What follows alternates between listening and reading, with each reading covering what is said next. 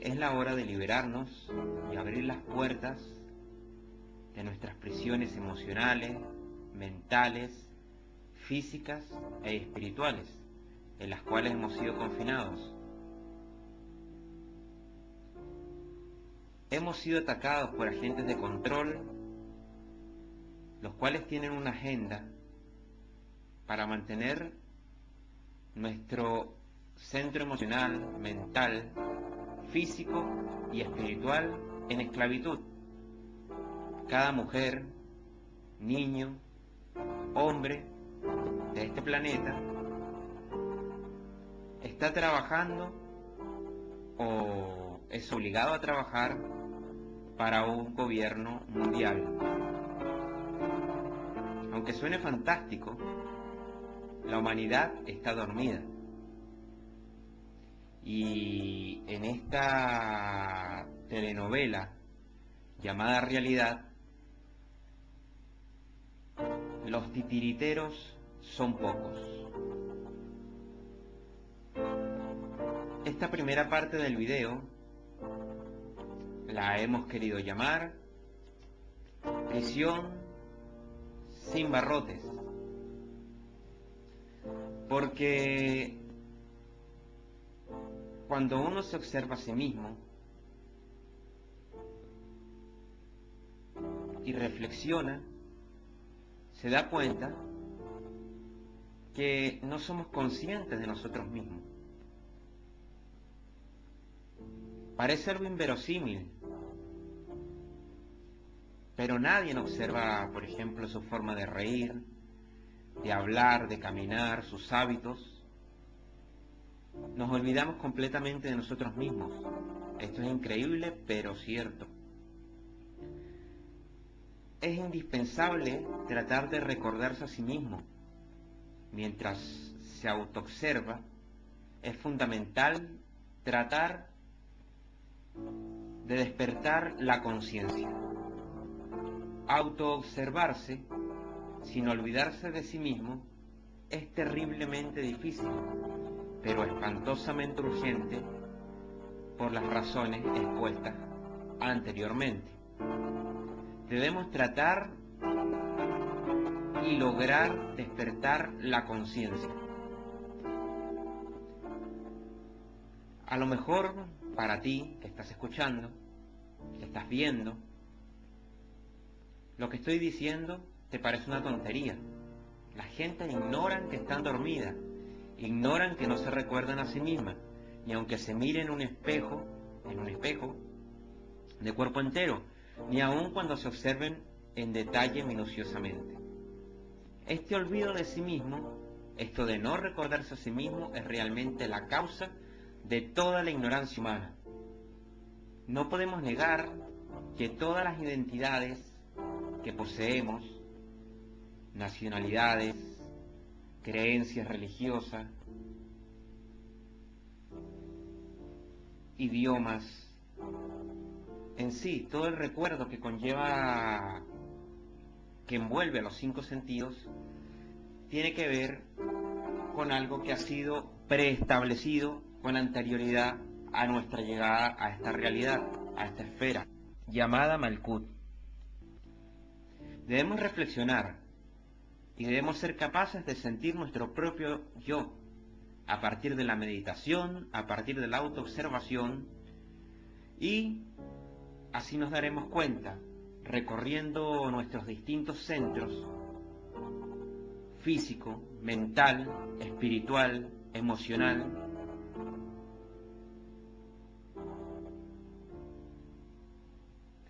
que nuestra forma de hablar, reír, caminar, nos dice mucho.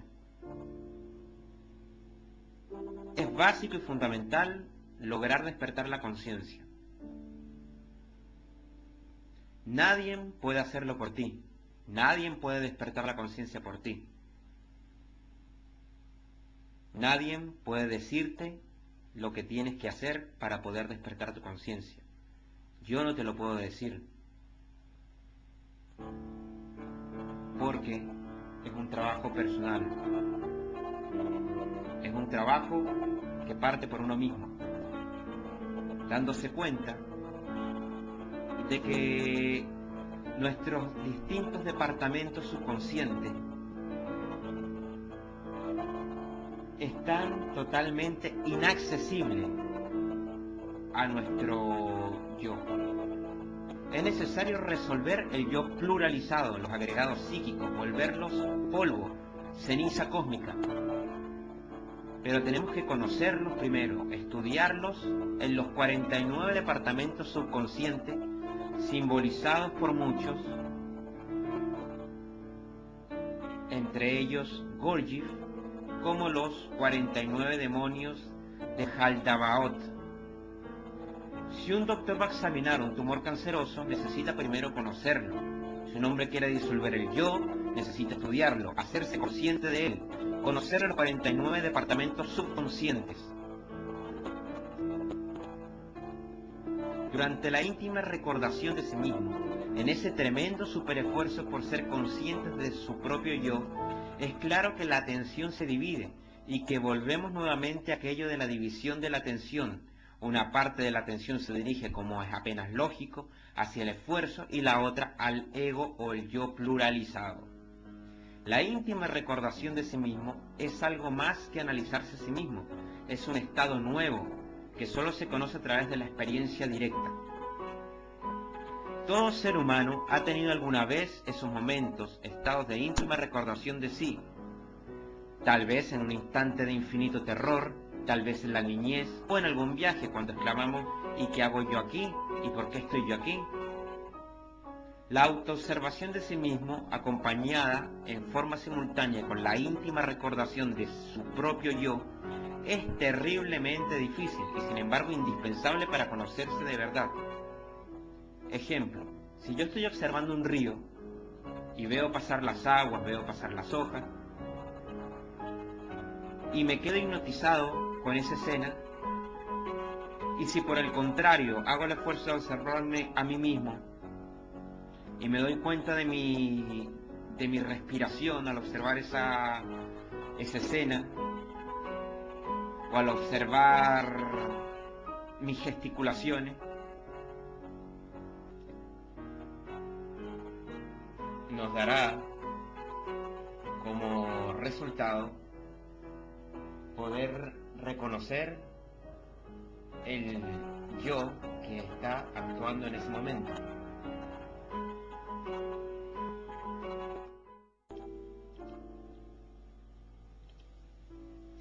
El hombre mismo, y nadie más que él, puede darse cuenta por un instante, por un momento, de que antes de ese instante, antes de ese momento, realmente no era consciente. Tenía su conciencia muy dormida, después olvidará esa experiencia o la conservará como un recuerdo, como el recuerdo de una fuerte experiencia. Es urgente saber que la conciencia en el hombre no es algo continuo, permanente. Si alguien llegara a despertar, se sentiría espantosamente avergonzado consigo mismo. Comprendería de inmediato su payasada, su ridiculez. Esta vida es espantosamente ridícula, horrible, trágica, rara y a la vez sublime. Imaginen por un momento una casa de 4 pisos. El hombre, equivocadamente dormido, vive normalmente en los 2 pisos de abajo, pero jamás en la vida usa los 2 pisos superiores. El animal intelectual, llamado hombre también, o ser tricerebrado, divide su vida dolorosa y miserable entre el sueño común corriente y el mal llamado estado de vigilia, que es por desgracia otra forma de sueño. Mientras el cuerpo físico duerme en la cama, el ego, envuelto en sus cuerpos lunares, anda con la conciencia dormida, como un sonámbulo moviéndose libremente por la región molecular. El ego, en la región molecular, proyecta sus sueños y vive en ellos.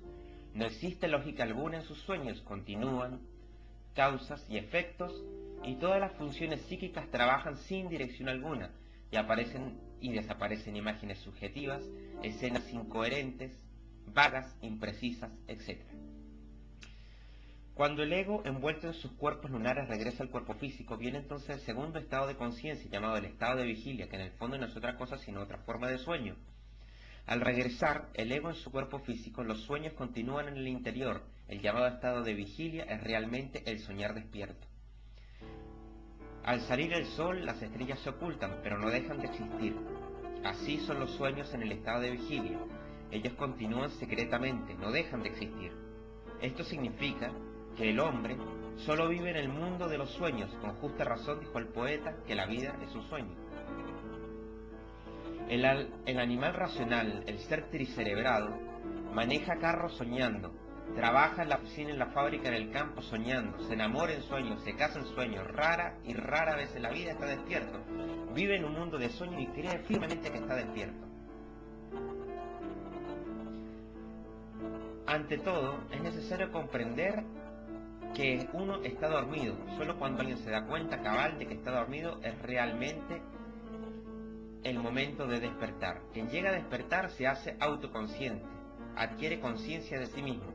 El error más grave de muchos es presumir de autoconciencia y creer además que todo el mundo está despierto, que toda la gente posee autoconciencia. Si toda la gente estuvieran despiertos, la Tierra sería un paraíso, no habría guerra, no existiría lo mío ni lo tuyo, todos seríamos todos, viviríamos en una edad de oro.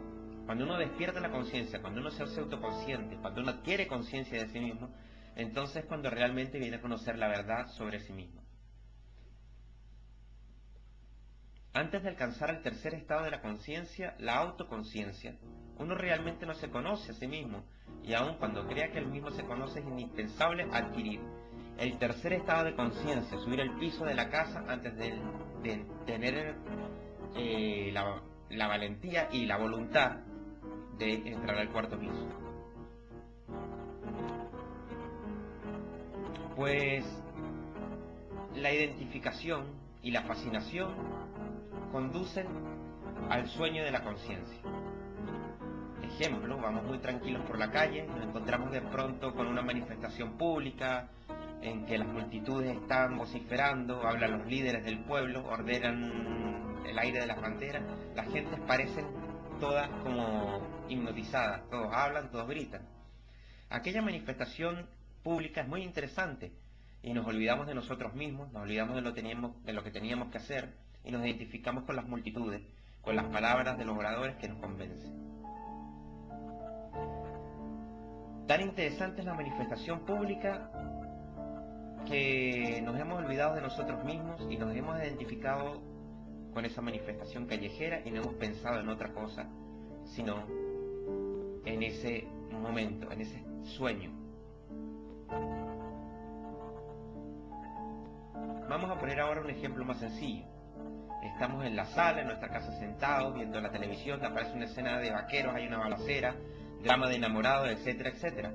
La película resulta muy interesante, ha llamado totalmente nuestra atención y nos hemos olvidado tanto de nosotros mismos que hasta gritamos entusiasmados, identificados totalmente con los vaqueros, con los balazos, con la pareja de enamorados. La fascinación es realmente perjudicial, ya que no nos acordamos de nosotros mismos. Habemos entrado en un sueño tan profundo que en ese momento solo queremos ver el triunfo del héroe de la película, nos alegramos con él, nos preocupamos con él y con la suerte que pueda correr. Hay millones y millones de circunstancias parecidas que producen la identificación y la fascinación. La gente se identifica con otras personas, con las cosas, con lo material, con el ego, etc. Las civilizaciones más antiguas que han pasado por la Tierra han tenido algo en común, unas enseñanzas fundamentales y secretas que han influido fuertemente en los sistemas filosóficos de todos los pueblos de la Tierra. Por ejemplo, en Egipto, la patria de las pirámides y de las esfinges, fue heredera de una sabiduría secreta, quizás desde Sumeria, y Sumeria la heredó quizás de mucho más atrás. Esta sabiduría es conocida como la filosofía hermética, es conocida en Egipto como la filosofía hermética, y encierra las leyes universales, o quizás las leyes de nuestro plano. Los principios de la verdad son 7. El que comprende estos perfectamente posee la clave mágica ante la cual todas las puertas del templo se abrirán de par en par. El Kybalión. El principio del mentalismo, el principio de correspondencia, el principio de polaridad, el principio de ritmo, el principio de causa y efecto y el principio de generación. el principio del mentalismo. El principio del mentalismo nos dice de que este principio encierra la verdad de que todo es mente. Explica que el todo, que es la realidad sustancial que se oculta detrás de todas las manifestaciones y apariencias que conocemos bajo los nombres de universo material, fenómenos de la vida, materia, energía, etc., y una palabra, todo cuanto es sensible a nuestros sentidos materiales es espíritu, quien en sí mismo es incognoscible e indefinible, pero que puede ser considerado como una mente infinita, universal y vivible. Explica también que todo el mundo fenomenal o universo es una creación mental del todo, en cuya mente vivimos, nos movemos y tenemos nuestro ser. Este principio, al establecer la naturaleza mental del universo, explica fácilmente los varios fenómenos mentales y psíquicos que tanto han preocupado la atención del público, y que sin tal explicación no son comprensibles y desafían toda hipótesis científica. La comprensión de este principio de mentalismo habilita al individuo a realizar y conocer la ley que rige el universo mental, aplicándola a su bienestar y desarrollo. La clave maestra está en que todo es mente y que todas las cosas están subordinadas al dominio de la mente. Uno de los antiguos maestros escribió largo tiempo: el que comprenda la verdad de que el universo es mental estará muy avanzado en el sendero de la maestría. Hoy por hoy se ha demostrado que la materia, la cual nosotros llamamos sólida, ya sea madera, ya sea agua, ya sea metal, en realidad no tiene un carácter sólido. Son simplemente millones y millones de átomos vibrando uno con otro al mismo tiempo. El universo tiene códigos matemáticos. Prueba de ello es el descubrimiento de la secuencia Fibonacci, la cual ha demostrado que en ciertos patrones de la naturaleza, como la disposición de los pétalos en una flor, como la disposición entre los dedos y las manos, los hombros y los codos, la distancia entre cada vértebra en nuestra columna,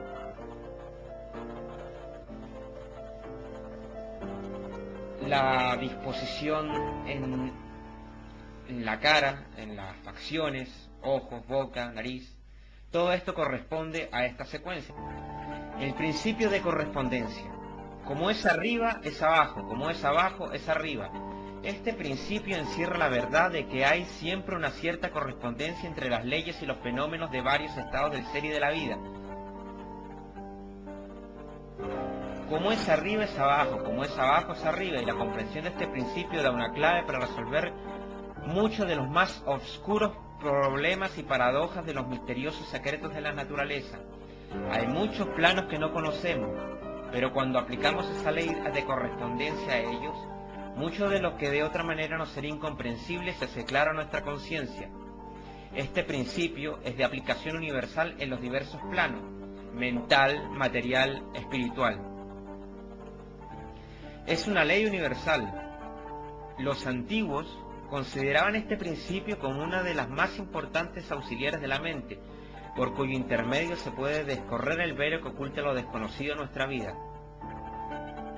Así, por ejemplo, podemos desgarrar el velo de Isis, de tal manera que nos permita ver, aunque más no sea, algunos de los rasgos de esta realidad. De igual manera, debemos comprender los principios de la geometría que habilita al hombre para medir el diámetro, la órbita y el movimiento de las más lejanas estrellas mientras permanece sentado en su observatorio. Así también el conocimiento del principio de correspondencia habilita al hombre a razonar inteligentemente de lo desconocido o lo conocido. El principio de la vibración. Todo se mueve, todo vibra.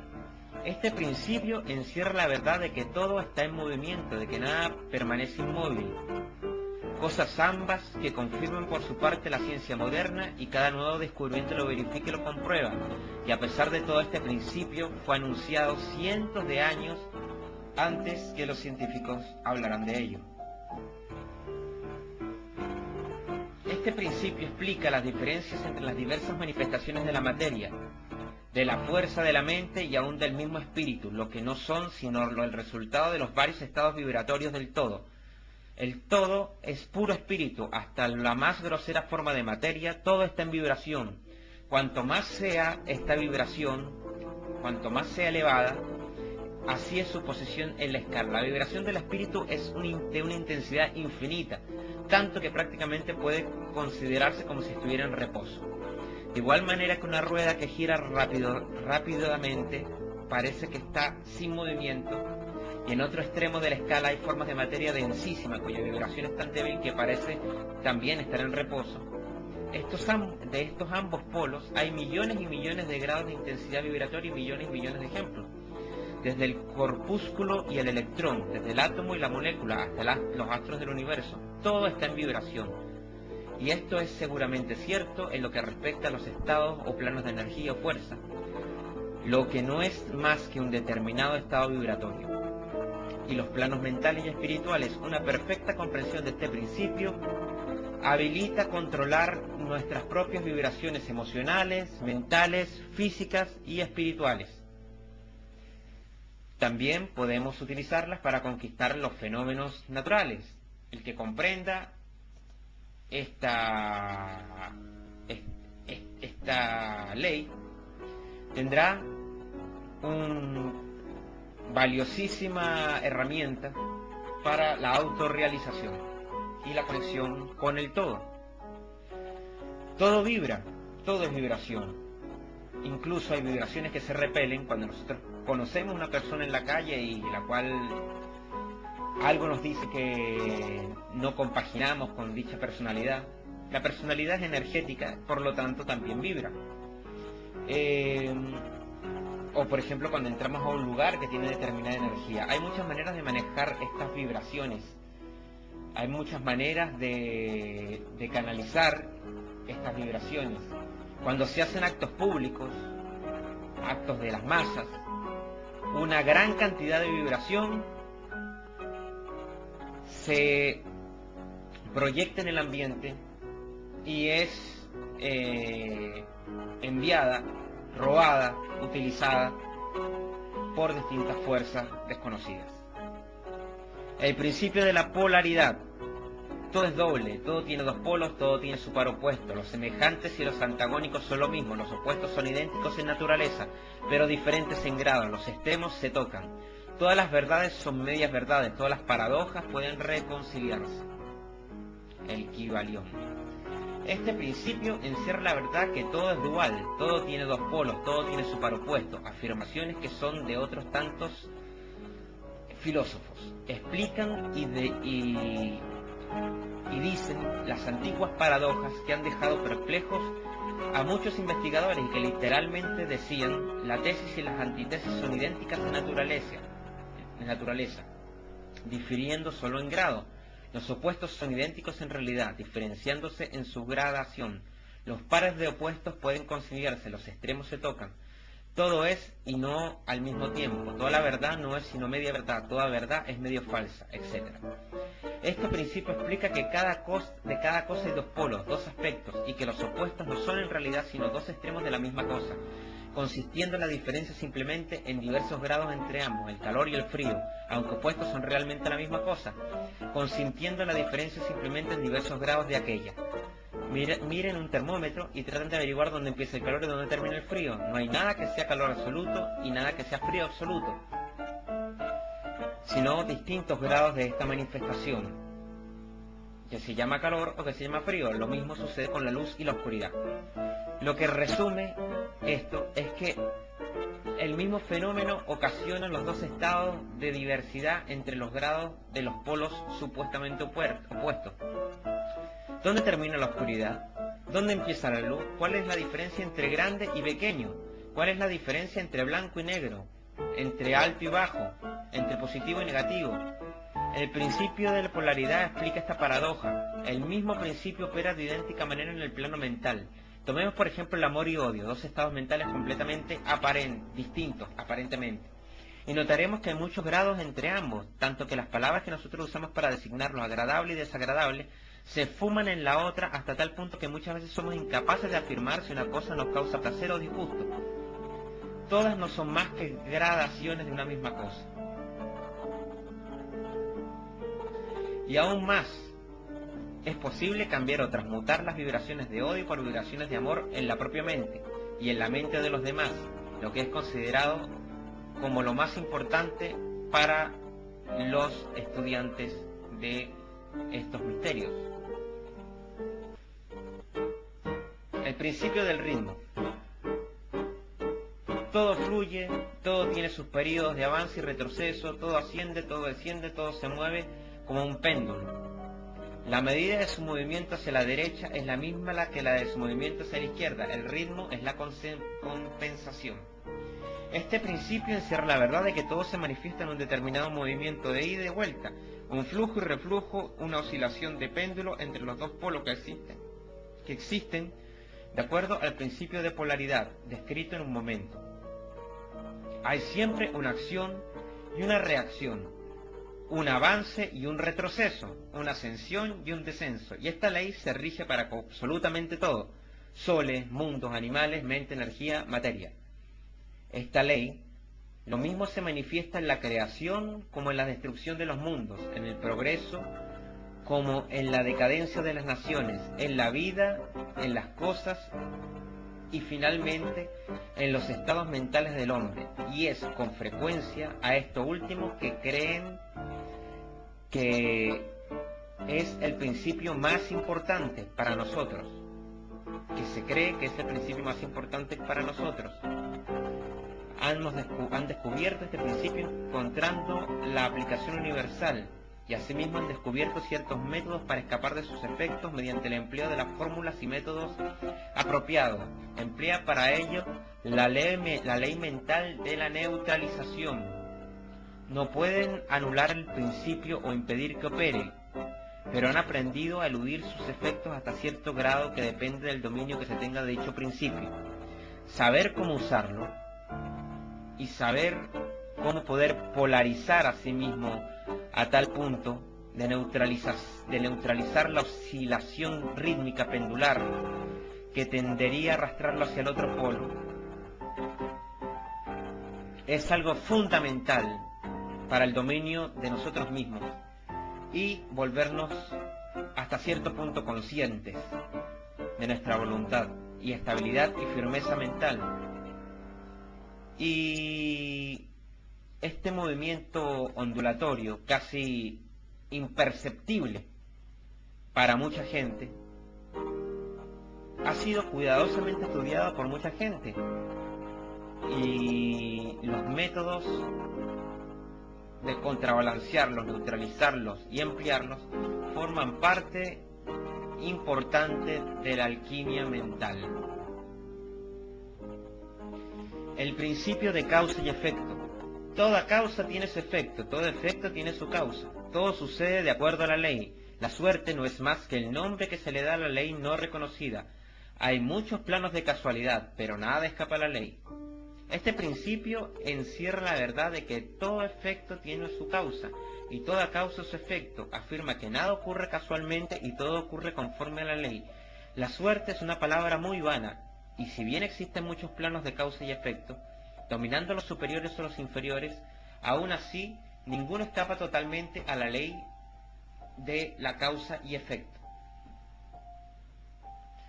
Hay que aprender que nuestro pensamiento, nuestros deseos, se transforman en impulsos electromagnéticos, los cuales pueden tener unas consecuencias hasta cierto grado y alcanzar planos mentales superiores y se convierten a su vez en causas y efectos. Las muchedumbres se dejan llevar mucho por los distintos agregados psíquicos, los cuales explicamos en el bloque anterior. nos dejamos manipular perfectamente por los medios de comunicación, nos dejamos manipular por este gran escenario y todo lo que se presenta en la vida. Pero si hemos alcanzado los ciertos planos superiores y dominamos sus modalidades, sus caracteres, sus cualidades y poderes, así como el medio ambiente que los rodea, podemos convertirnos en cierta manera en dirigentes en vez de ser dirigidos. Ayudan a las masas y a los individuos a divertirse en el juego de la vida, en vez de ser ellos los jugadores a los autómatas movidos por ajenas voluntades. Utilizan el principio en vez de ser sus instrumentos. Los maestros obedecen a la casualidad de los planos superiores en que se encuentran, pero prestan su colaboración para regular y regir su propio plano. En lo dicho está condensado un valiosísimo conocimiento. El que sea capaz de leer entre líneas lo descubrirá. Es nuestro deseo.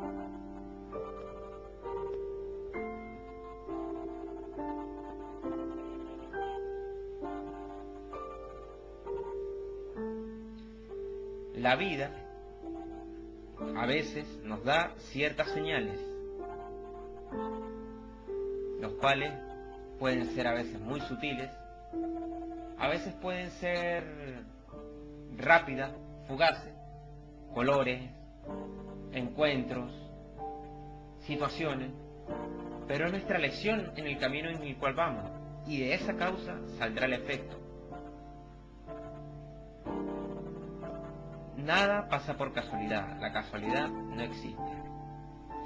El séptimo principio y el último, para cerrar este bloque, es el principio de la generación.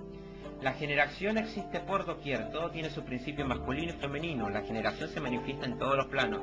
Este principio encierra la verdad de que la generación se manifiesta en todo, estando siempre en acción los principios masculino y femenino. Esto es verdad no solamente en el plano físico, sino también en el mental y en el espiritual. En el mundo físico este principio se manifiesta como sexo, y en los planes superiores toman formas más elevadas, pero el principio subsiste siempre y es el mismo. Ninguna creación física, mental, espiritual es posible sin este principio. La comprensión del mismo ayuda a muchos de los problemas que tanto han confundido la mente de los hombres. Este principio creador obra siempre en el sentido de generar y regenerar y crear. Cada ser contiene en sí mismo los dos elementos de este principio. Si desean conocer la filosofía de la creación, generación y regeneración mental y espiritual, deben estudiar este principio, pues él contiene la solución de muchos de los misterios de la vida. Este principio nada que tiene que ver con las perniciosas y degradantes teorías, enseñanzas y prácticas que anuncian que el sexo debe ser libre o que es algo natural. Tales teorías no son prácticas y no son nada más que la resurrección de las antiguas doctrinas fálicas, las cuales se utiliza malamente el poder del sexo y lo que pueden producir la ruina de la mente, alma y el cuerpo.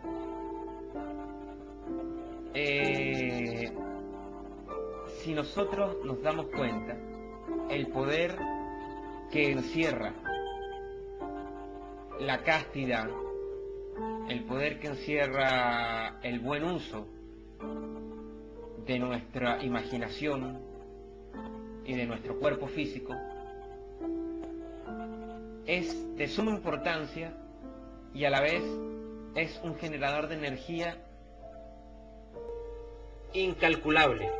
Es por eso de que la gente que maneja esta supuesta realidad, esta telenovela, esta película llamada realidad, que es la ciudad en que vivimos, el sistema en que vivimos, no el mundo, sino el sistema, está empeñada en bombardearnos con imágenes sexuales,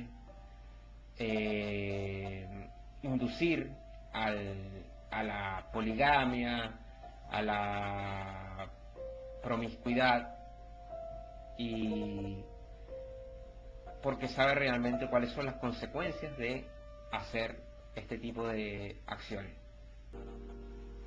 ¿Cuál es la razón de que unos pocos tengan acceso a algo que puede mejorar sus vidas tanto colectiva como individualmente, y la gran mayoría viva en un estado hipnótico? Pues bien, es comprensible y algo difícil desde nuestra versión condicionada de la realidad, pero a la vez es la única manera de poder comprender o intentar comprender qué se oculta detrás de esta obsesión por mantener a la sociedad en un estado hipnótico. Sabemos que este conocimiento es real y existe. Prueba de ello es la abrumadora simbología que existe alrededor del mundo, que tiene que ver directamente con la iniciación en este conocimiento. Sabemos que quizás no para mucha gente sean perceptibles, pero están ahí en nuestras plazas, en nuestras calles, en nuestros monumentos familiares.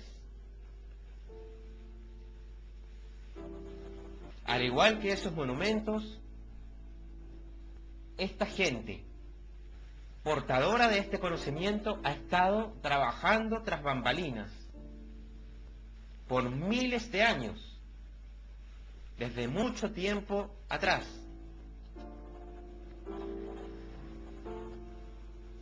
Si atamos las cuerdas, si ponemos juntos las piezas de este rompecabezas, nos remontaremos a miles de años atrás, en lo que llamamos historia.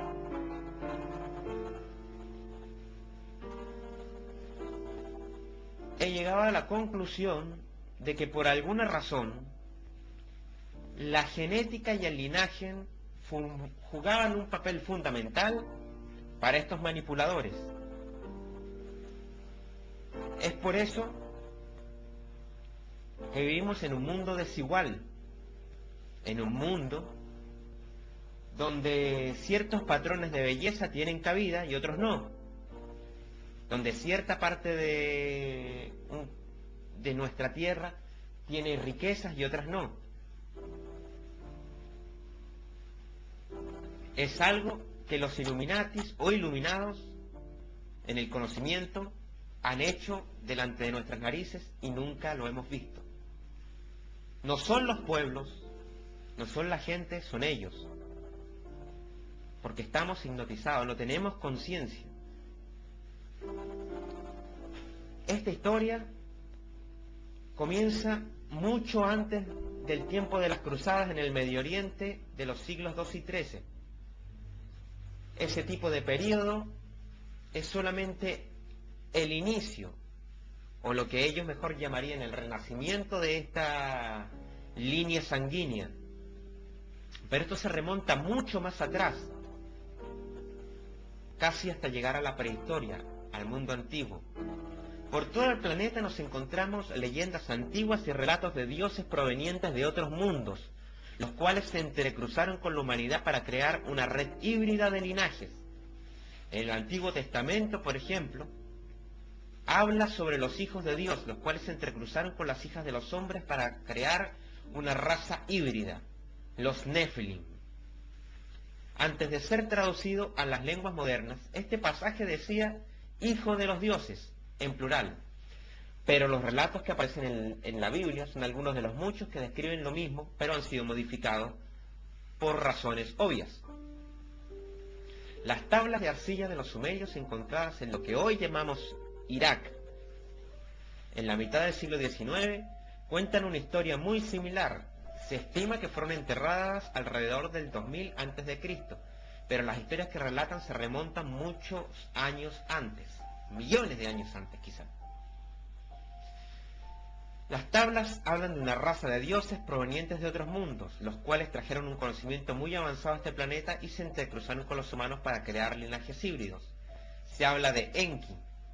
Enki fue el primer Anunnaki que experimentó genéticamente con los humanos. Se dice que su razón para llegar a la Tierra fue simplemente para extraer minerales, según el investigador Zacharías Sitchin, que es una de las pocas personas que puede traducir con eficacia la escritura cuneiforme. Estos relatos antiguos nos hablan de estos linajes de híbridos, la fusión de genes de seres humanos seleccionados con los de los dioses. Estos seres fueron experimentos genéticos y dieron como resultado muchos cruces en distintas especies, al igual que abominaciones. Es por eso que en muchas partes de la escritura sagrada hablan de seres abominables, hablan de gigantes, hablan de seres mitad pez, mitad humano, porque estos seres tenían un conocimiento tan avanzado, genéticamente hablando, científicamente hablando, que eran capaces de crear vida a través de la vida, porque recordemos, y es muy importante esto que voy a decir, que en la Tierra existía otra civilización.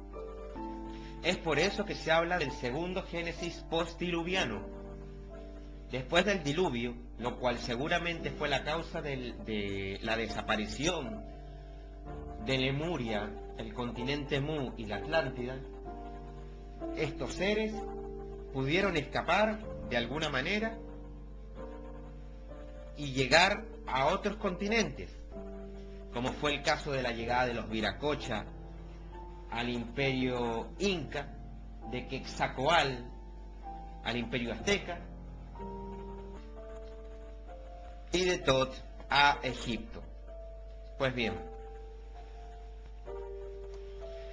estos dioses, llamados en las tablas sumerias los Anunnakis, los cuales se traducen como los que vinieron desde el cielo a la tierra,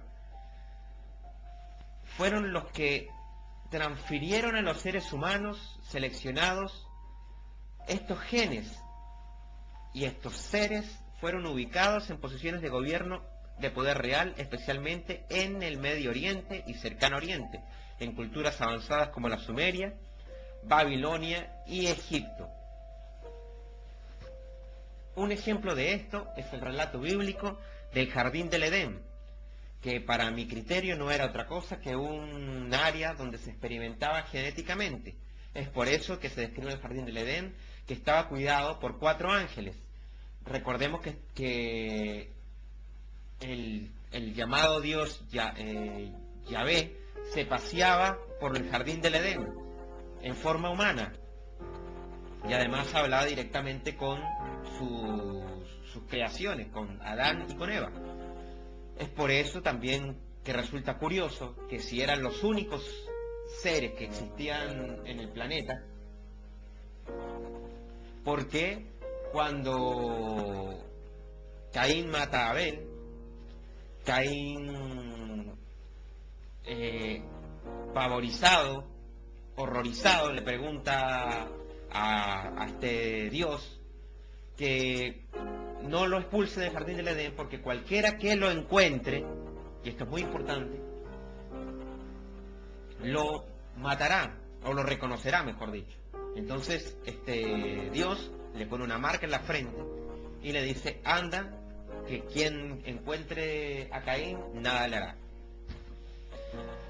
Los relatos de la raza serpiente, por ejemplo, en las culturas antiguas son simplemente interminables.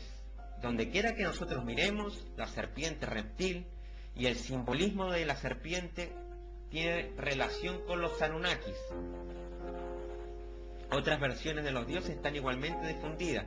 Vemos, por ejemplo, en la misma Biblia, en el mismo capítulo del Jardín del Edén, una historia claramente relacionada con lo que estamos hablando y que tiene mucho que ver con esto que les acabo de decir. En el Jardín del Edén se habla de un dios serpiente que tenía la capacidad de caminar, y además no de caminar, sino de hablar, pues. Muchos dicen que la Biblia pone que a esta serpiente se le fue obligada a arrastrarse, pero las tablas originales, que son de origen sumerio, fueron cambiadas, y en realidad lo que se dice en esas tablas es que se le mutilaron los brazos y las manos a este ser reptil. Es por eso que no le queda otra opción que arrastrarse. Entonces, bueno, por eso resulta asombroso darnos cuenta de cómo en todas las culturas la raza serpentina es sumamente importante y además ligada a la sabiduría. Ahora bien, de estos cruces, de estos linajes, ha surgido el mítico origen del derecho divino de los reyes, la creencia que solo ciertos linajes tienen el derecho concedido por Dios para gobernar. Realmente nos damos cuenta que esto no tiene nada que ver con lo divinal o Dios. Es el derecho a gobernar de los dioses reptiles por medio de su genética híbrida.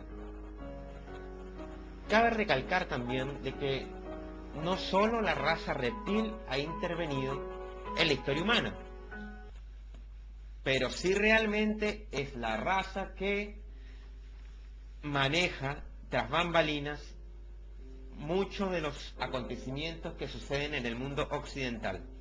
Pero también cabe recalcar que dioses blancos, altos, han sido descritos por miles de tribus alrededor del mundo. Entonces, llegamos a la conclusión de que hay una especie de relación. Es por eso de que encontramos que este pacto es muy anterior a su llegada a la Tierra. Los atlantes eran descritos como blancos, no así los lemurios, que eran descritos como la gente original de la Tierra. Los lemurios poseían un conocimiento antiquísimo, mientras que los atlantes también conocían este secreto. Los lemurios eran los habitantes originales de la Tierra, que nada tienen que ver con las grotescas imágenes del hombre mitad mono, mitad humano. Estos simplemente, a mi juicio, son resultados de experimentos genéticos. Además de esto, investigadores aseguran que estos dioses llegados de los cielos encontraron una civilización altamente espiritual en la Tierra. Encontraron gente que no conocía el arte de la guerra, no conocía el arte de la manipulación quizás de metales, porque trabajaba en una esfera más bien espiritual. Quizás fácilmente se desdoblaban del cuerpo, quizás fácilmente y mentalmente podían hacer que estas realidades físicas trabajaran para ellos, porque tenían una pureza y una vibración espiritual sumamente elevada. Voy a leer un libro que tiene un origen etíope, el cual cuenta de cómo los etíopes de hace miles de años fueron testigos de la llegada de seres extraterrestres a la Tierra, y habla también de este continente, Lemuria, el cual mencioné con anterioridad. Este libro se llama el libro de Enoch. Es un libro que, por su importancia y trascendencia, y por lo que dice en él, debería estar incluido dentro de la famosa Biblia, pero sin embargo es totalmente ignorado porque tiene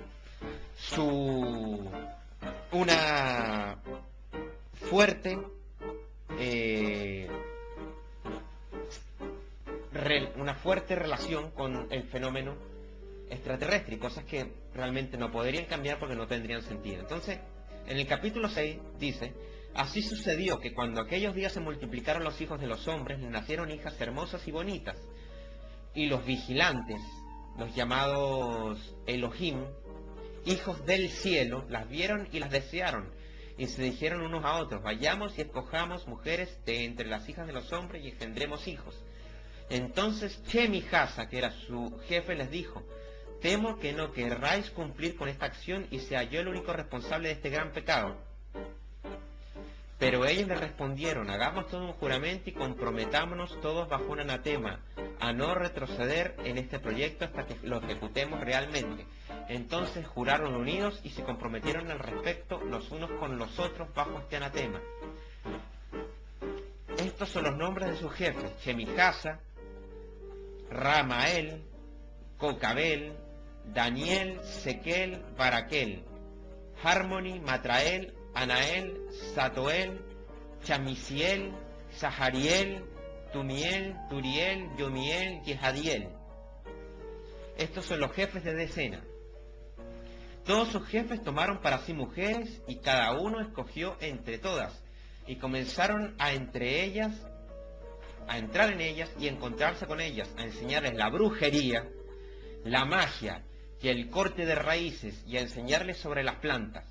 Quedaron embarazadas de ellos y parieron gigantes de unos 3000 codos de altura, que nacieron sobre la tierra y conforme a su niñez crecieron.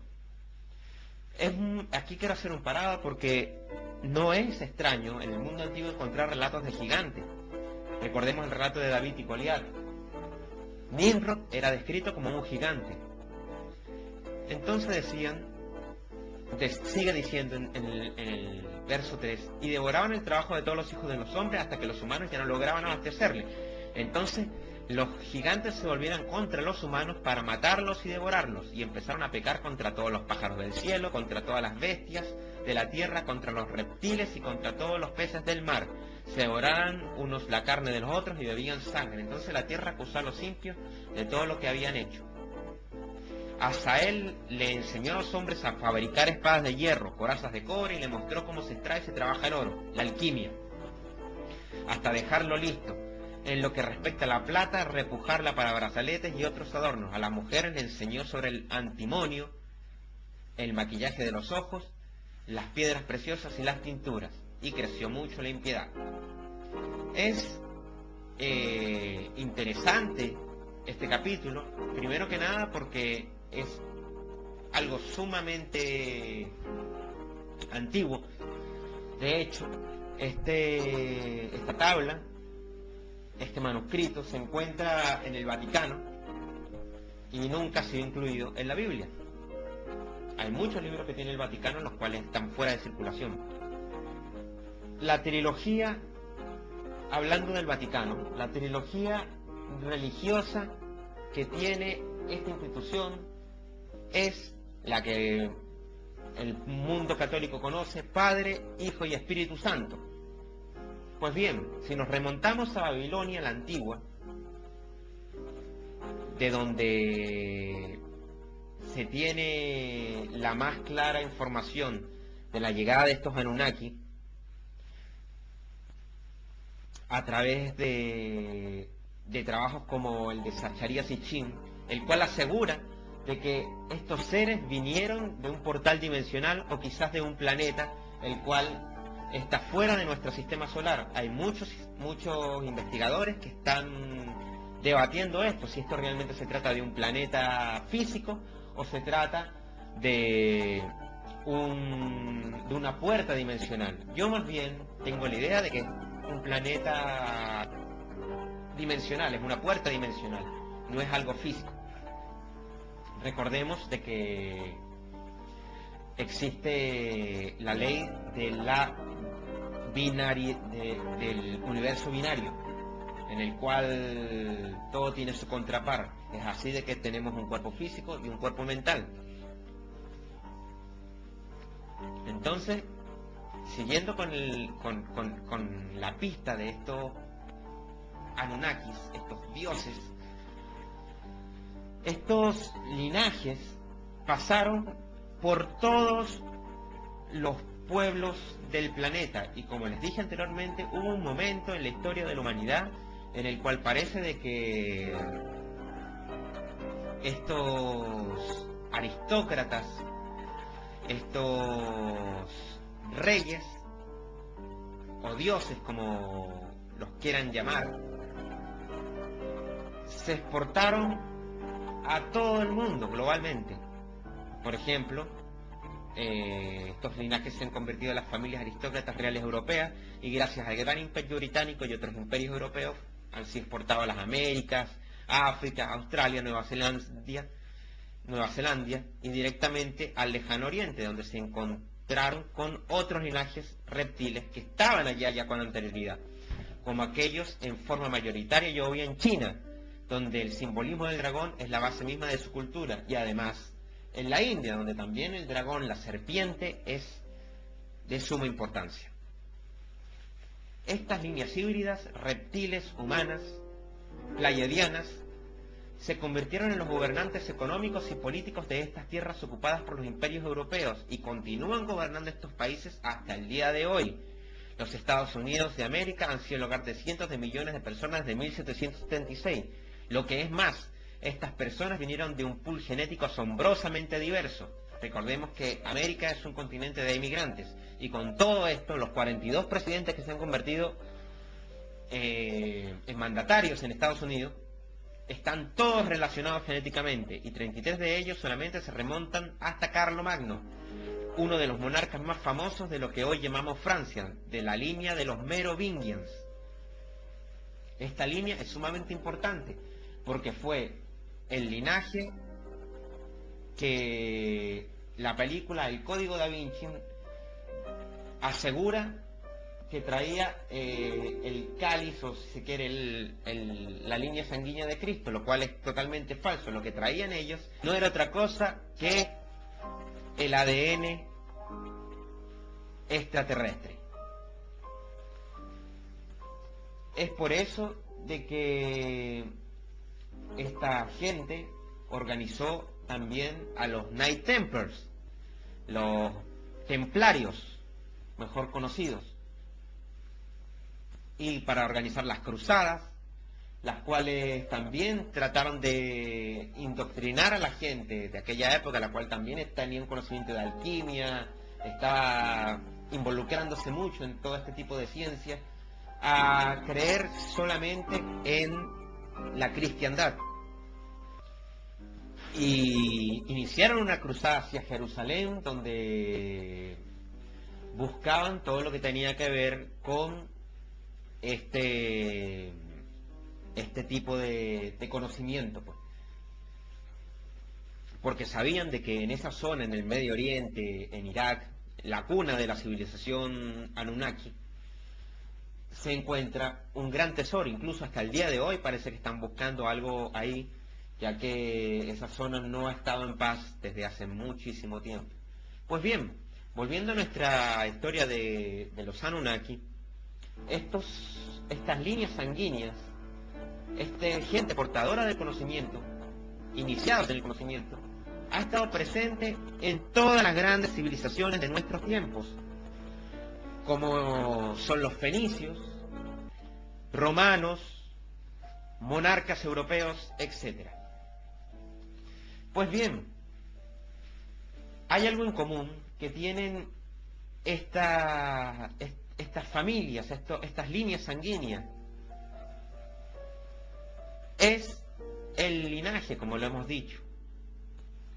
Por eso las llamadas familias de clase dirigente de Oriente se intercruzan unos con otros en forma tan obsesiva, como lo han hecho siempre las familias nobles, reales y europeas, y otras familias similares por todo el mundo. No es por esnovismo, sino es para mantener lo mejor que puedan una estructura genética, la combinación del ADN Anunnaki que les permite interactuar, y esto es muy importante, con otros seres los cuales no se encuentran en esta frecuencia dimensional en la cual vivimos nosotros, que es la frecuencia de las 3 dimensiones.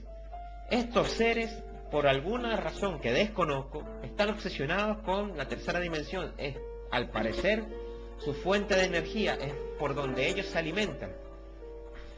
Es por eso que muchos de estos dioses siempre han exigido sacrificios sangrientos, han exigido ofrendas de sangre, han habido guerras y han sido destructivos y demás de contar.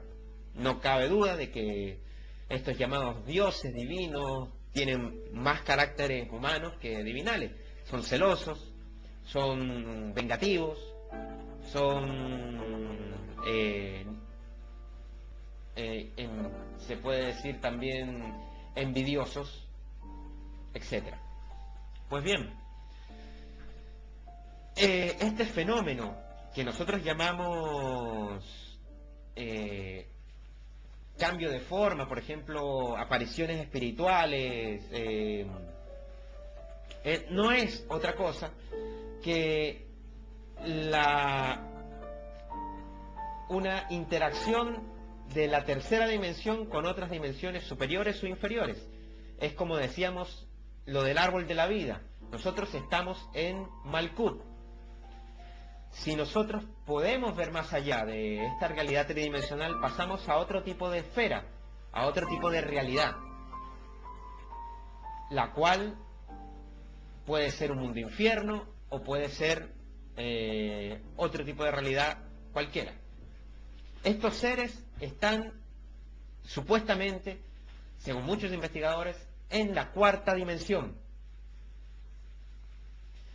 Es por eso que se les hace sumamente fácil interactuar con esta. La filosofía sufista, que es el esoterismo islámico, llama a estos lugares los cielos entre cielos, donde habitan toda clase de seres, los cuales tienen un carácter vampiresco y de sanguijuelas. Es por eso de que nos damos cuenta de los grandes sacrificios que han sido demandados por estos dioses. Ahora, hace cientos de años atrás, estas líneas de Anunnakis crearon una increíble red de interconexión entre sociedades secretas para reforzar su agenda. La gente en general, hasta el día de hoy, como hemos visto, ha sido incapaz de darse cuenta de que está rodeada de simbolismos, de que está rodeada de sociedades secretas. Prueba de ello es las diferentes simbologías que nos encontramos a cada paso en las grandes ciudades, sobre todo en los cascos históricos, incluso no tan históricos al día de hoy, como son obeliscos, pirámides, alusiones solares, etc. ¿Por qué es tan importante el Sol?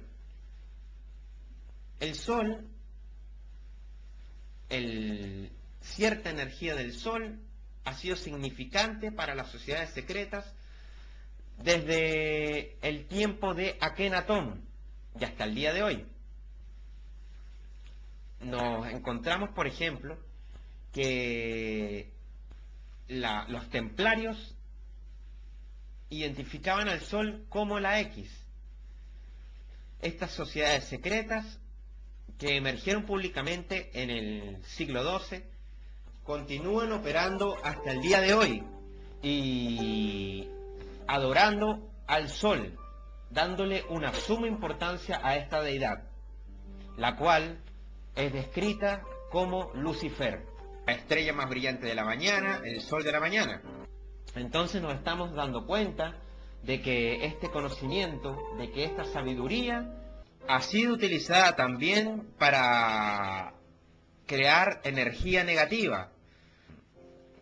Es por eso de que en esa anécdota en el paraíso, cuando la serpiente habla a Adán y le dice: no comes del árbol de la sabiduría y se te abrirán los ojos, serás tan sabio como Dios, porque conocerás las leyes universales, pero de manera negativa, de forma negativa.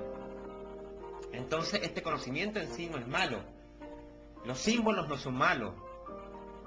La maldad viene a partir de la forma de cómo se utiliza este conocimiento. De hecho, los antiguos habitantes de la Tierra, los primigenios habitantes, ya tenían conciencia y tenían un avanzado nivel espiritual, pero estos Anunnakis, pues estos engendros llegaron a desfigurar ese conocimiento, a transmutarlo de tal manera de incrementar su lado oscuro, su lado negativo. Es por eso que también se habla del sol oscuro y de la adoración al sol oscuro. Este conocimiento es leyes universales, está basado en leyes universales. Sin embargo, estos seres, estos iluminados, lo han utilizado de una forma negativa, de una manera destructiva, y lo han sacado fuera de circulación con ese mismo propósito, para utilizarlo simplemente en su carácter de energía densa, energía negativa, reversa. Es por eso que nosotros encontramos símbolos como, por ejemplo, el pentagrama invertido, la estrella invertida. También encontramos simbología como la esvástica que utilizaba Hitler invertida. Es simplemente porque utilizan la parte negativa de este conocimiento. Y lo que no significa de que este conocimiento sea necesariamente negativo. Recordemos de que es la naturaleza misma del universo, el árbol de la vida, la naturaleza del universo. Entonces, este conocimiento, como estamos diciendo, tiene dos energías, está basado en una dualidad.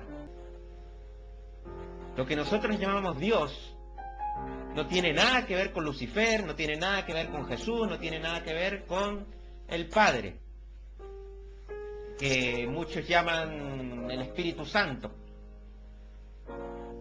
A mi parecer, la comprensión de Dios escapa al pensamiento humano.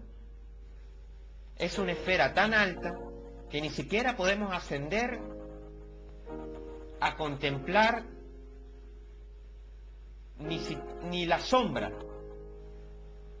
ni entender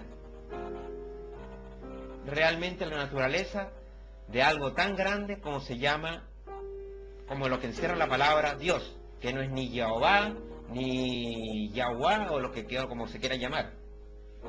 Es algo que escapa a todas estas esferas de las que estamos hablando, es algo que va más allá del cuerpo físico, es algo que está, y sin embargo es parte de lo físico. Es por eso de que también llaman a la tierra el karma de los mundos.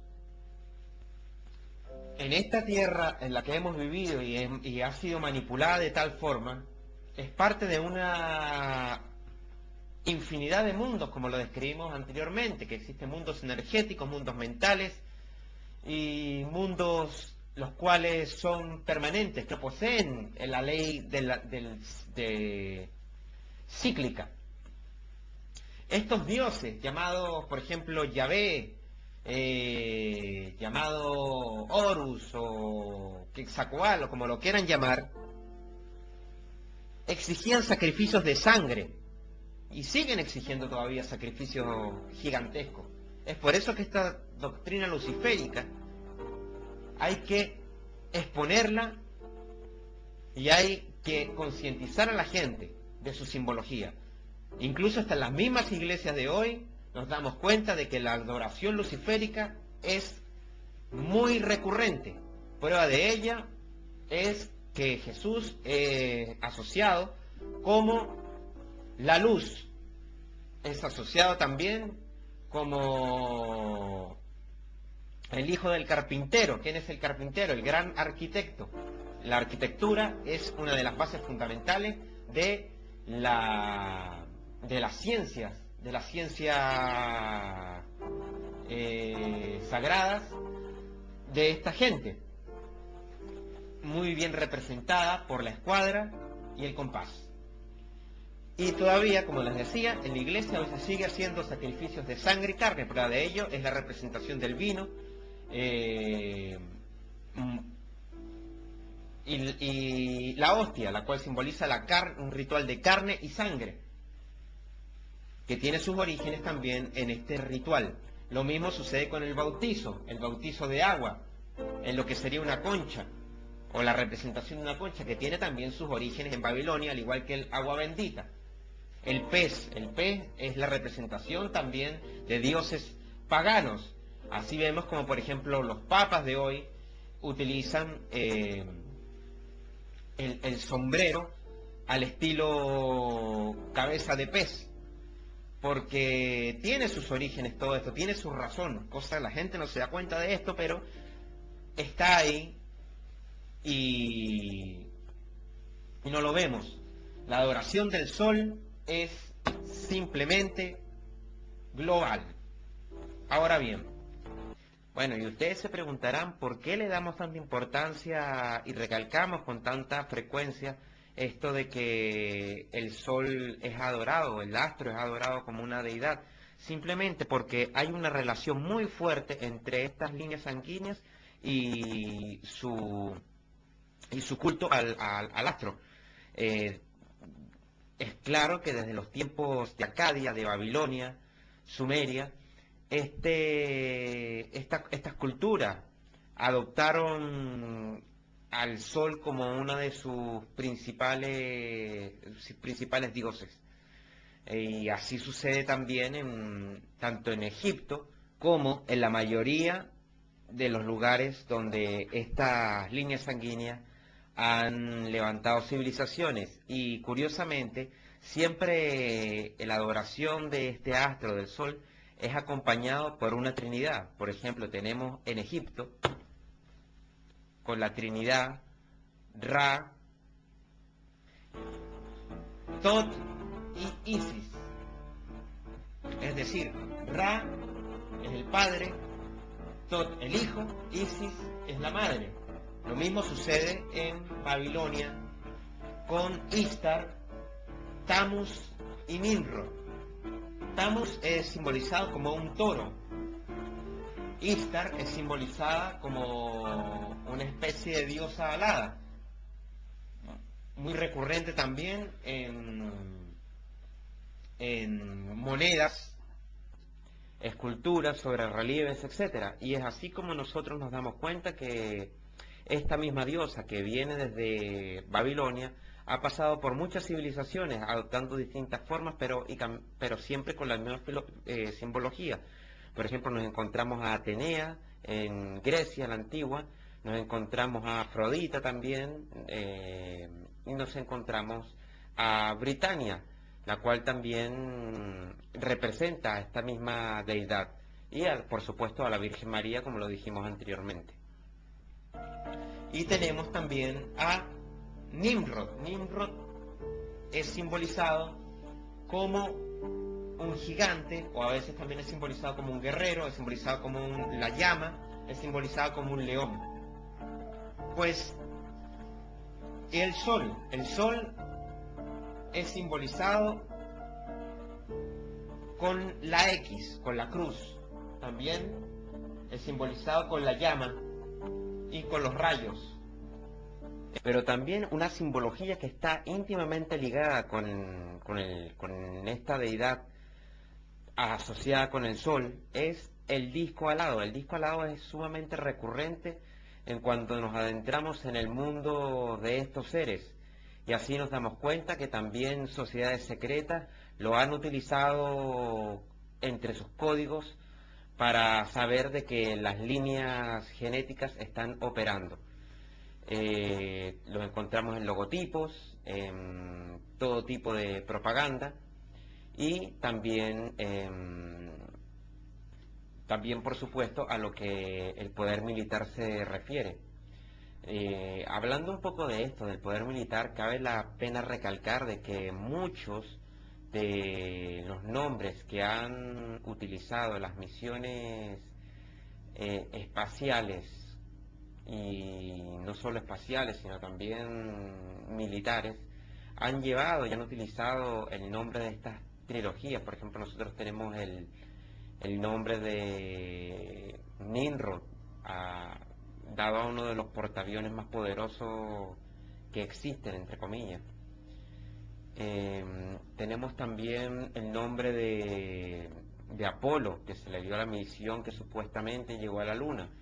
Tenemos el nombre de el Atlantis, como uno de los transbordadores espaciales que más recurrente van al espacio. También cabe la pena recalcar que la mayoría de los astronautas son iniciados dentro de este conocimiento, son masones. Pues recordemos que la masonería y esta red de sociedades secretas trabaja en una red que cubre todo el mundo, así que se asegura de que, por ejemplo, el difunto Saddam Hussein pertenecía a una sociedad secreta llamada los Safari Club. También nos encontramos que Bill Clinton, George Bush, y para usted de contar cuántos presidentes se reúnen secretamente en encuentros anuales que se llaman, por ejemplo, el Bilderberg Group, y también como los llamados Bohemian Group, los cuales llevan a cabo una especie de ritual y se reúnen pues a planear quizás cuáles serán sus siguientes pasos en el futuro. Dentro de lo que es las sociedades secretas más renombradas tenemos las Skull and Bones, en la cual George padre e hijo, George padre son miembros. Esta gente, la familia Bush, posee un alto grado dentro de la masonería, la cual se supone que el más alto grado es 33. Por eso, simbólicamente, si miramos y contamos el número de recuadros que posee el logotipo de la ONU, nos damos cuenta que son del número 33, y es así como la mayoría de los países y repúblicas y todo esto han sido elaboradas y manipuladas, creadas por estas sociedades secretas. Si nos damos cuenta, hay escudos nacionales que son totalmente masónicos, comparando los logotipos de la masonería y los escudos nacionales, por ejemplo. Pues pare usted de contar, hay infinidad de sociedades secretas, quizás unas más importantes que otras, pero todas llevan de por sí su función dentro de lo que es la pirámide global. Otra cosa curiosa que está también asociada con lo que hemos venido hablando es que esta trilogía tiene muchas similitudes en todos los capítulos de la historia, así que nos encontramos que la historia de Jesús, por ejemplo, que ascendió a los cielos y resucitó, es también muy recurrente con esto lo del sol. El sol también muere y resucita, al igual que también lo hizo Tammuz, que fue muerto y al tercer día resucitó para reunirse con su padre.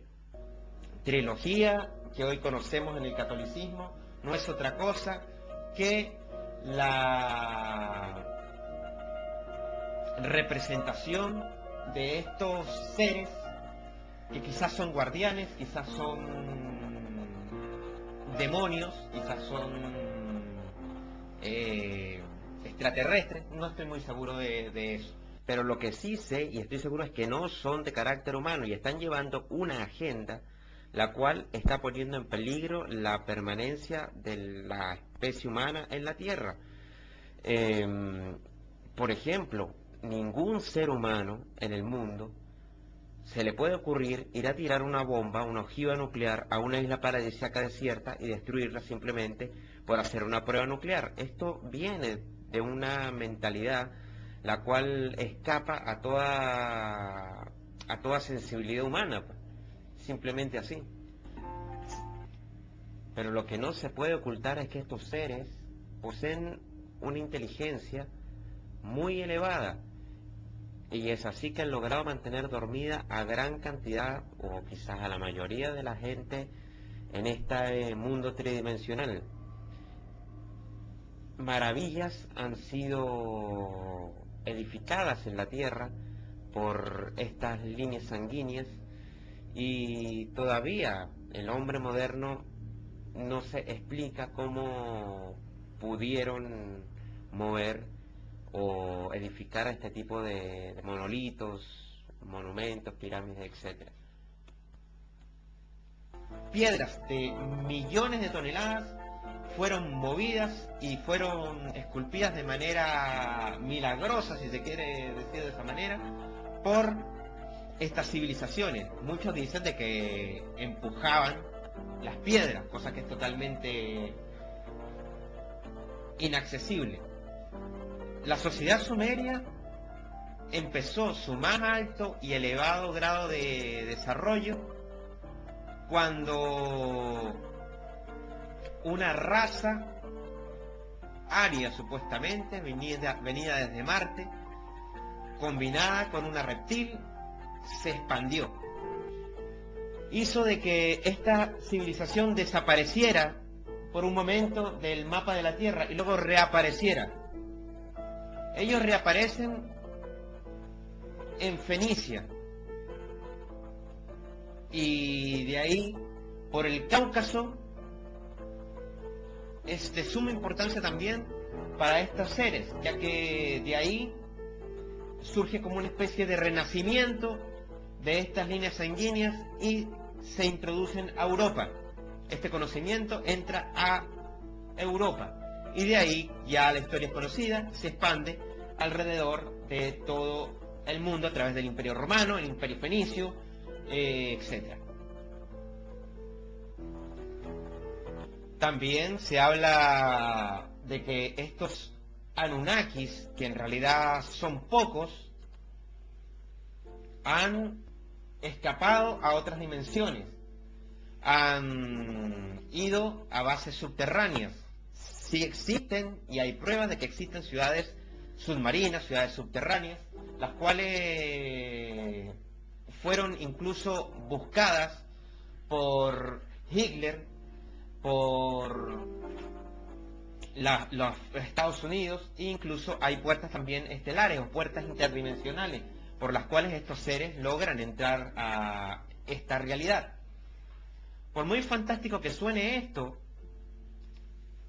es realmente parte de la verdad de lo que estamos tratando.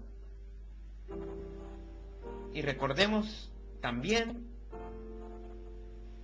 que esta raza Anunnaki de Nibiru, de Alpha Draconis y de Siria, que se encuentran en los planes astrales de la cuarta dimensión del planeta Tierra, quieren formar su gobierno global, y existe además indicios de que hay una guerra detrás de bambalinas, una guerra entre dos tipos de fuerza,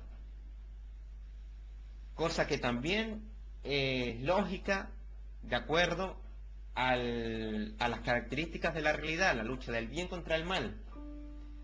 Hay quizás fuerzas del bien que están interactuando contra el mal.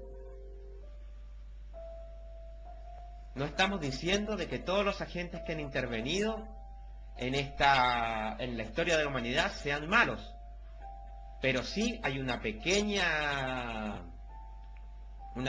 minoría, son pocos, que están tratando de destruir a la raza humana.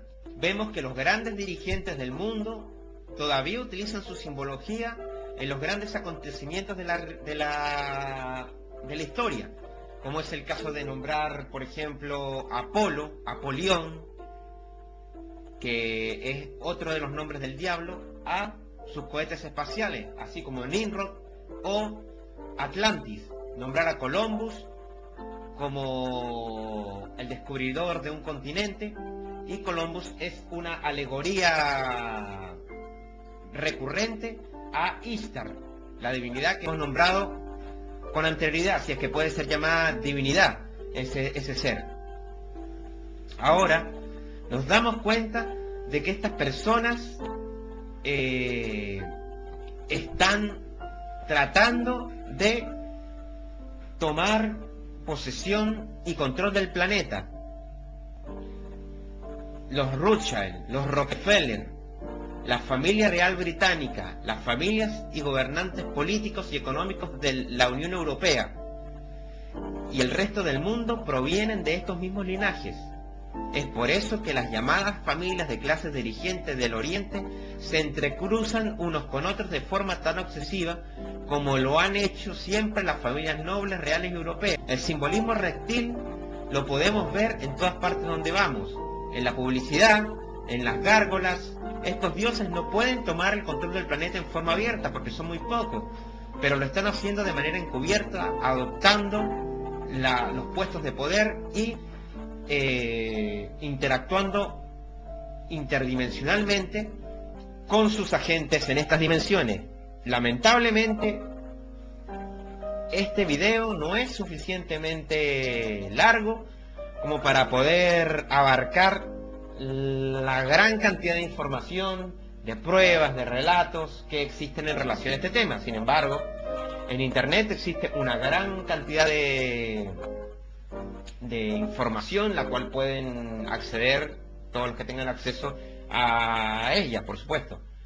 Ahora bien, ya para terminar, el atentado a las Torres Gemelas, a las Torres de Salomón.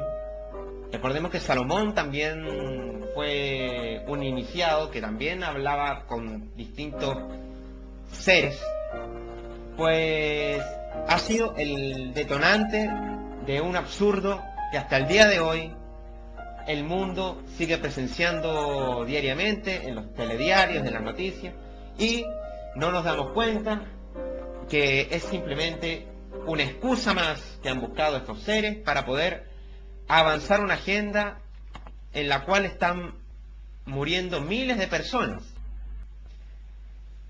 Ya para terminar este video, voy a leer algo que se llama la prisión holográfica o la agenda oscura. Las guerras, como todos los actos de terrorismo internacional, han sido creadas, planeadas, organizadas por estos seres en colaboración con los Illuminatis. Como ejemplo están las dos guerras mundiales del siglo XX, el nazismo, los grupos de ideología racial supremacistas blancos, el comunismo, la postura en el poder y destitución de dictadores latinoamericanos, el ataque a Pearl Harbor, la guerra de Corea, la guerra de Vietnam, la caída del comunismo soviético, la guerra del Golfo, la guerra de Kosovo, la invasión a Afganistán e Irak, y como acabo de decir, el ataque a las Torres Gemelas. Todos estos problemas económicos y sociales y los sistemas políticos han sido creados para dividir y crear conflicto y justificación para la guerra. La población civil ignorante de lo que se frauda detrás de escena es atrapada entre dos fuegos y culpa a uno y a los otros. Lo que se llama problema, acción y solución. Es decir, ellos crean un problema, ellos ofrecen una solución, crean un problema, hay una reacción del público y ellos ofrecen la solución. También el sistema está basado en el uso del lado izquierdo del cerebro, el cual es sumamente intelectual. El lado emocional es totalmente anulado, el lado creativo, individual, es totalmente sacado de escena. Ya vemos, por ejemplo, que los trabajos, que las carreras, por ejemplo, como medicina, ingeniería, etcétera, son las mejores remuneradas, mientras que las carreras que tienen que ver con la individualidad, con la creación, como músico, no sé, pintura, pintor, poeta, lo que sea, pues simplemente vemos miles de músicos, por ejemplo, tocando en la calle. Nunca vemos un doctor, por ejemplo, curando en la calle. También nos damos cuenta de que este plan se basa en una agenda global, la cual, como ya hemos repetido en muchas oportunidades, está tratando de desequilibrar totalmente los 4 centros que mencionamos en la primera parte: el centro físico, espiritual, emocional y mental. Por ejemplo, la implantación de microchips es una realidad, con gente que vulnerable, le están poniendo microchips para que no se pierdan, pero esto tiene una doble intención. Esto no sucede nada más por una sola razón. Pues es así que pare de contar cuántos ejemplos tenemos de manipulación. La misma televisión nos emite señales que no son captadas por el consciente, pero sí por el subconsciente. Nos podemos esperar cualquier cosa de este grupo de personas, si es que son personas. Téngase presente que esta gente, estos extraterrestres que quieren destruirnos, no son fieles a ningún humano, solo usan y trabajan a la élite para servir a sus propósitos. Les dan cierto grado de conocimiento, cierta escala en la pirámide del poder, pero consideran a los humanos, los rivales. Como han logrado sus resultados esperados con ciertas dinastías, a través de los siglos siguen trabajando con estas familias. Sin embargo, pueden prescindir de cualquiera de sus secuaces humanos cuando estos no les sirvan, mediante la muerte o de posesión de poder, si no colaboran o no sirven a sus planes. Esta gente son globalistas, es decir, no se parcializan por fronteras geopolíticas, tipos de gobiernos, culturas, religiones, estatus sociales, culturales, etc. Ellos ven lo mismo a un fundamentalista islámico que a un conservador británico o creyente católico, comunista, capitalista. Todos tienen fundamentalmente la misma cara para ellos. Cualquier raza humana es lo mismo, solo les interesa sacar partido de cualquier conflicto creado e instigado por ellos y manipular y controlar a los humanos. Su objetivo es todo el planeta. Sus planes son milenarios y por tanto lo que sucede en 100 años terrestres es algo muy temporal desde su punto de vista y apreciación del tiempo y espacio. Si un pueblo se opone a sus planes, entonces logran su objetivo de alimentación energética de la guerra, odio y venganza generado por ambos bandos de la oposición. Por tanto, ahora están jugando sus últimas cartas desesperadas. 13.000 años tenían para gobernar, según algunos investigadores. Entonces, es por eso de que están avanzando este modus operandi de manera tan desesperada. Es por eso de que es el momento de que nos organicemos y nos demos cuenta que esta agenda global puede ser detenida si nos concientizamos, si nos damos cuenta de que hay un montón de posibilidades allá afuera, aparte del sistema de que vivimos. Hay que salir del miedo, hay que salir de la esclavitud mental. Tenemos un sinnúmero de posibilidades en la vida. Cada cual escoge su camino, cada cual modela su realidad.